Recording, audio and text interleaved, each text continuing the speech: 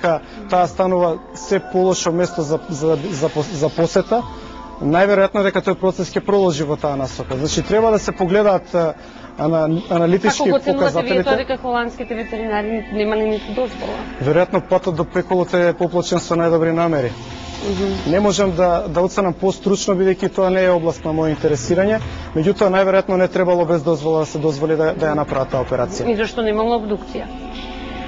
Исто така, веројатно треба да се направи обдукција. Добро. После ви благодарам на вашите одговори. После сите овие излагања, вие споменавте во вашето претходно излагање дека треба директорот да се даде оставка. Па јас верувам, бидејќи реков, како ветеринар тој ги сака ги сака животни, веројатно природно му е таа професија, но мислам некој мора да ја понесе одговорност. Мораме да се научиме дека после вакви настани да бидеме спремни на некој што ни ја дал до вербата, кој ќе се случи ваков настан, да бидеме спремни да ја понесеме одговорност. Јас се сеќам, не сакам пак да политизирам, но господинот Трифун Костовски што све не кажуваше, ќе направи од зоолошката градина, а ние уште светло на партизанска немаме. Да бидеме реални, доколку нема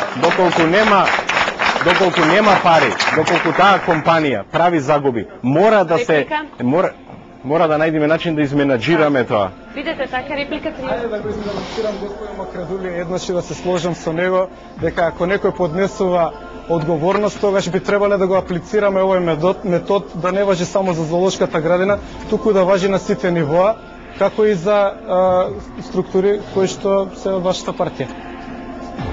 Значи се сложувам со вас. Иако не ми делувате дека ме разбирате. Па не, нормално се правиме муавет за...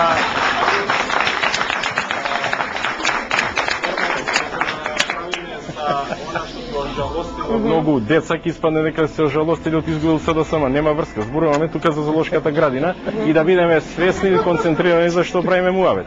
Во овај момент, за жал, зоолошката градина е во катастрофална ситуација, животните почнуваат да бегат црн хумор затоа што такви се условите и ние ништо не сме спремни да направиме. Напротив, сакаме да полемизираме со медиумите и повторно да ги обвиниме медиумите дека се тие криви зашто откриле дека немало обдукција и наместо 2 ставили 3 или некси или било што. Како може да нема обдукција, да знаеме од што ниско отиде. Да. Така е.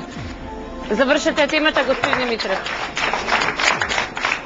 А ја ќе кажам кратко дека Македонија во овој момент е баш како зоолошка градина.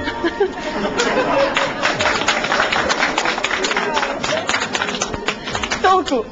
Па толку. Ви благодарам.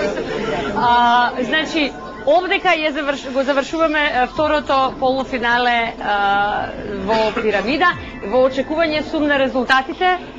Hello Yellow, имаме резултати? Што да правиме? Да играм нешто на средина, додека ги чекаме резултатите. Инаку, да ви кажам дека во следната, дајте ми камера, во следната пирамида гостот